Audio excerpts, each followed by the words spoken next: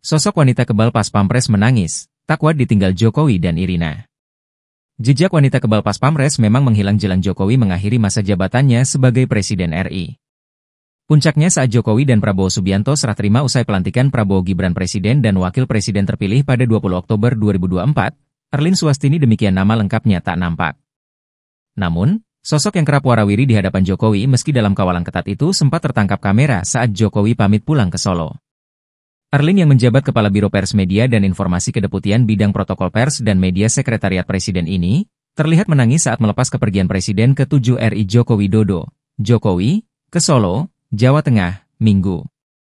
Erlin yang belakangan ini dikenal publik sebagai wanita yang bebas menghampiri Jokowi tanpa dihalau pas Pampres itu tampak menangis di pelukan ajudan Jokowi, Kompol Syarif Muhammad Fitriansyah, di Lanut Halim Perdana Kusuma, Jakarta.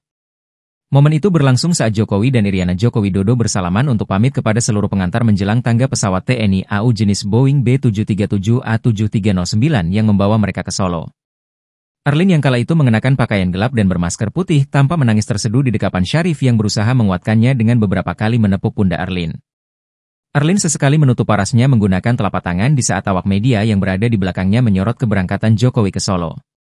Sosok Erlin Swastini sempat mendadak viral di media sosial, usai wanita berambut panjang hitam itu beberapa kali terekam menghampiri Presiden Jokowi tanpa diadang petugas pas Pampres. Tak seperti biasanya, pas Pampres hanya melihat saja ketika Erlin Swastini mendekati Jokowi. Belum diketahui apa jabatan Erlin saat ini, namun melihat perannya Prabowo sepertinya tetap akan memberdayakan wanita yang memiliki dedikasi tinggi untuk negara ini.